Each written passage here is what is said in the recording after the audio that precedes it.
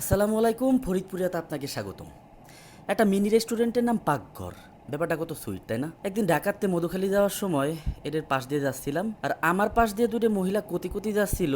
এইটাই সেই পাকঘর। তখন মনে হইলো কোনো একটা ব্যাপার আছে। সমস্যা ছিল, আমার পেট পুরো লোড করা ছিল। একটু আগেই খাইয়ে দেয় বাস কাউন্টারে যাইতেছিলাম, তাও মনে হইলো কিছু একটা খাইয়ে যাই। অর্ডার দিলাম মিনি বার্গার। চলে আসলে একটু পরেই, সাথে অল্প একটু করে মেয়োনিজ আর টমেটো সস ছিল। প্রথম কামড়েই পাকঘর তার রাস্তার জায়গায় পাশ করে গেল, কারণ তরতাজা রুটির ভিতর মাংস আর রোগের ব্যবহার করা মশলা মেয়োনিজ দিয়ে এমনভাবে বানাইছে যেটা কতি বাধ্য করবি ওগের রেস্টুরেন্টের নামের পাশাপাশি বার্গারের টেস্টও ভালো। আমার বিশ্বাস ওগের আরও যা টুকিটাকি খাবার আছে সেটাও খাতি ভালো হবে। সেদিন পেটে জায়গা ছিল না, নালিপাড়া আরও কিছু খাতাম।